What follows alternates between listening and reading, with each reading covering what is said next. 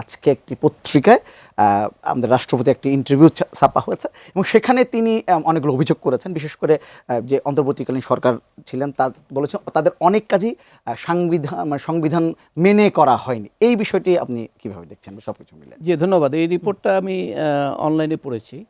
তো এটা তো খুব একটা আপনার যে তথ্যটা এসছে এটার মাধ্যমে আমি ডিটেইলস বা নামঠাম বলছি না, কিন্তু অনেকেই রাষ্ট্রদ্রোহীর অভিযোগে অভিযুক্ত হবেন ভবিষ্যতে। কারণ মহামান্য রাষ্ট্রপতি সাংবিধানিকভাবে নির্বাচিত এবং ওনার কার্যক্রমে জোর করে তারপরে বাধা দিয়ে বা ওনাকে অ্যাভয়েড করে ওনার নাম ব্যবহার করে অর্ডিন্যান্স করা বা যে কোনো কাজকর্ম করা বা ওনাকে রেখেই অবৈধভাবে আরেকজনকে রাষ্ট্রপতি বানানোর পরিকল্পনা, এই সব কাজগুলোই কিন্তু রাষ্ট্রদ্রোহী অভিযোগের মধ্যে আসবে। এবং আপনি এটা লিখে রাখতে পারেন যে টাইম বিং, মানে যখনই ক্ষমতা পরিবর্তন হবে বা যে কোনো একটা স্বাভাবিক প্রক্রিয়া আসবে এবং তখন এই প্রশ্নটা, কারণ রাষ্ট্রপতি তো কোনো ইন্ডিভিজুয়াল না, রাষ্ট্রপতি হলো আমাদের সর্বোচ্চ প্রতিষ্ঠান। অতএব সর্বোচ্চ প্রতিষ্ঠান এবং সর্বোচ্চ ব্যক্তির সঙ্গেই যদি আপনি তামাশা করতে পারেন আর আপনি যদি খেলা করতে পারেন তাহলে তো আর দেশের অস্তিত্ব থাকে না।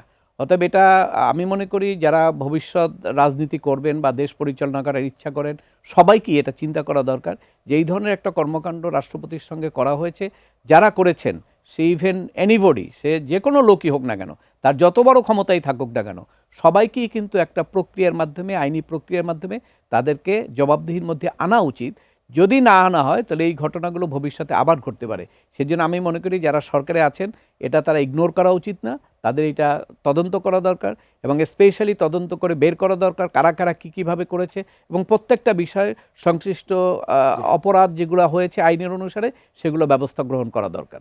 জি, 1 মিনিট করে যদি আমি যেটা বলবো সেটা হচ্ছে যে যেহেতু আমাদের আলোচনার বিষয়বস্তু হচ্ছে আইসিটি, যে আইসিটি সংক্রান্ত যে অর্ডিন্যান্সগুলো হয়েছে বা যে কোনো অর্ডিন্যান্স যখন করেন রাষ্ট্রপতি তখন তার একটা স্যাটিসফ্যাকশন থাকতে হয়।